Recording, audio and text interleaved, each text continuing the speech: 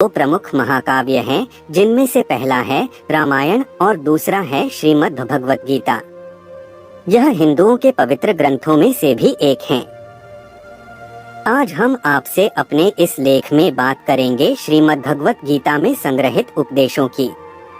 महाभारत के मुताबिक श्री कृष्ण ने सबसे बड़े धर्मयुद्ध महाभारत में अपने शिष्य अर्जुन को कुछ उपदेश दिए थे, जिससे उस युद्ध को जीतना अर्जुन के लिए आसान हो गया था। गीता के उपदेशों को जीवन का सार या जीवन के उपदेश भी कहते हैं। वहीं अगर हिंदू धर्म के इस महान ग्रंथ गीता के उपदेशों को अपने जीवन में सम्मिलित कर लिया जाए तो मूर्ख व्यक्ति के जीवन का भी बेड़ा पार हो सकता है।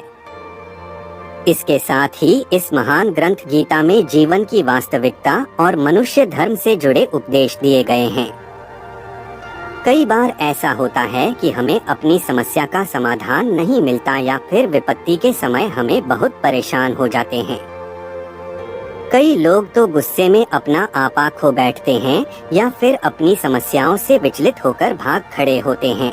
ऐसे में गीता में लिखे गए यह उपदेश हमारी सारी समस्याओं का चुटकियों में हल कर देते हैं और हमें जीवन जीने की कला सिखाते हैं, साथ ही सफल जीवन की प्रेरणा देते हैं।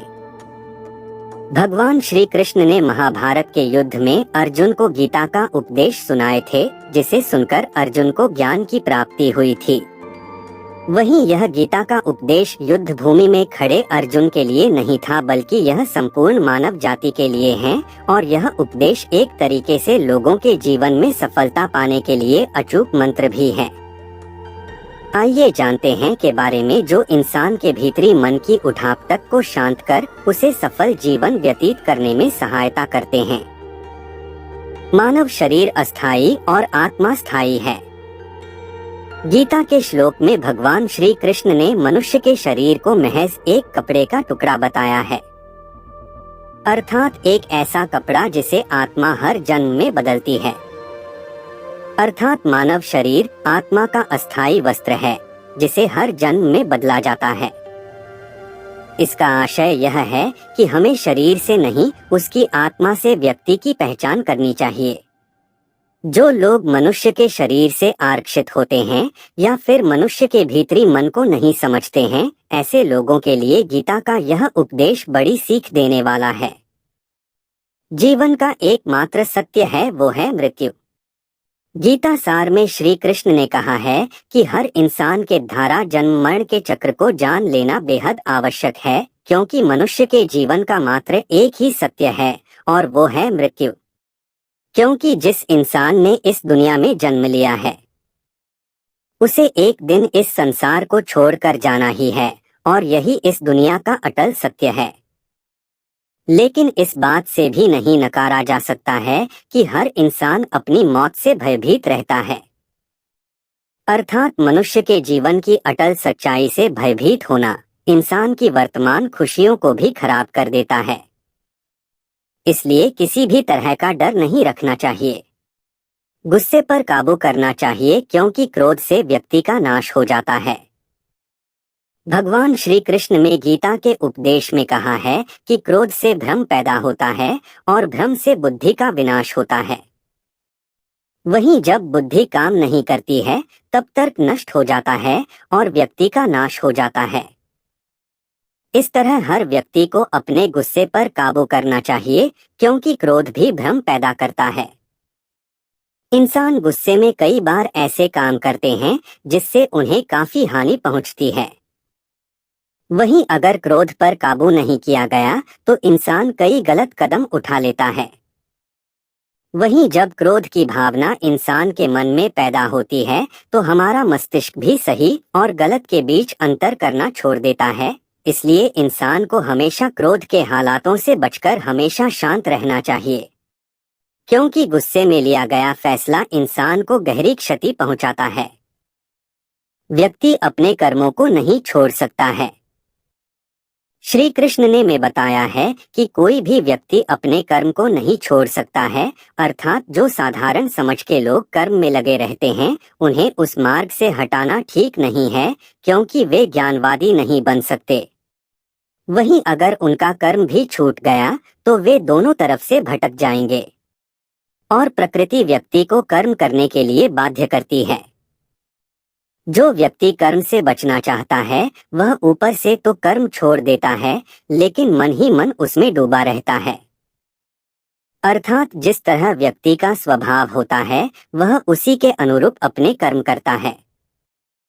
मनुष्य को देखने का नजरिया। गीता सार में मनुष्य को देखने के नजरिए पर भी संदेश दिया गया है। इसमें लिखा गया है, जो ज्ञानी व्यक्ति ज्ञान और कर्म को एक रूप में देखता है उसी का नजरिया सही है, और जो अज्ञानी पुरुष होता है उसे ज्ञान नहीं होने की वजह से वह हर किसी चीज को गलत नजरिए से देखता है। इंसान को अपने मन को काबू में रखना चाहिए। गीता सार में उन लोगों के लिए संदेश दिया गया है जो लोग अपने मन को काबू में नहीं रखते हैं, क्योंकि ऐसे लोगों का मन इधर-उधर भटकता रहता है और उनके लिए वह शत्रु के समान काम करता है। मन व्यक्ति के मस्तिष्क पर भी गहरा प्रभाव डालता है। जब व्यक्ति का मन सही होता है तो उसका मस्तिष्क भी सही तरीके से काम करता है। खुद का आकलन करें।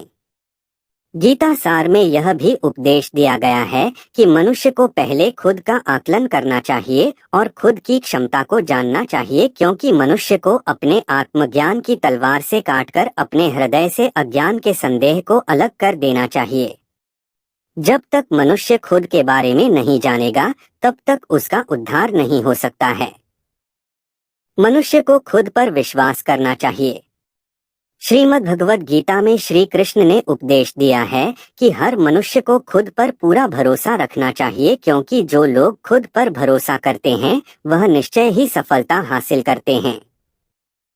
वही इंसान जैसा विश्वास करता है वह वैसा ही बन जाता है।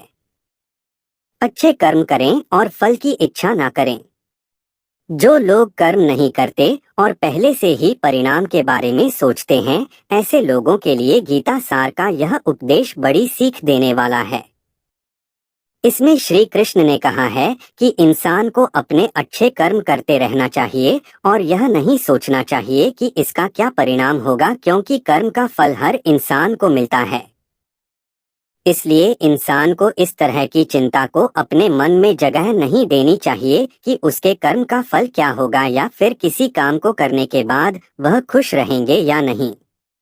अर्थात कर्म करने के दौरान इंसान को इसके परिणाम के बारे में बिल्कुल भी चिंता नहीं करना चाहिए और किसी भी काम को चिंता मुक्त होकर शुरू करना चाहिए। मनुष्य की इंद्रियों का संयम ही कर्म और ज्ञान का निचोड़ है। जाहिर है कि मनुष्य के सुख और दुख में मन की स्थिति एक जैसी नहीं रहती है। सुख में मनुष्य ज्यादा उत्साहित हो जाता है और दुख में वह बेकाबू हो जाता है। इसलिए सुख और दुख दोनों में ही मनुष्य के मन की समान स्थिति हो, इसे योग ही कहा जाता है। वहीं जब मनुष्य सभी सांसारिक इच्छाओं का त्याग करके बिना फल की इच्छा के कोई काम करता है तो उस समय वह मनुष्य योग में स्थित कहलाता है। और जो मनुष्य मन को वश में कर लेता है उसका मन ही उसका सबसे अच्छा मित्र बन जाता है, लेकिन जो मनुष्य अपने मन को वश में नहीं कर पाता है उसके लिए वह मन ही उसका सबसे बड़ा दुश्मन बन जाता है। वहीं जो मनुष्य अपने अशांत मन को वश में कर लेते हैं उनको परमात्मा की प्राप्ति होती है, और जिस मनुष्य को ज्ञान की प्राप्ति हो जाती है उसके लिए सुख दुख, सर्दी गर्मी और मान अपमान सब एक समान हो जाते हैं। ऐसा मनुष्य स्थिर चित्त और इंद्रियों को वश में करके ज्ञान द्वारा परमात्मा को प्राप्त करके हमेशा संतुष्ट रहता है। खुद पर पूरा भरोसा रखे और अपने लक्ष्य को पाने के लिए लगातार प्रयास करें। गीता सार के इस उपदेश को अगर कोई भी व्यक्ति अपने जीवन में पालन करे तो निश्चय ही वह एक सफल व्यक्ति बन सकता है।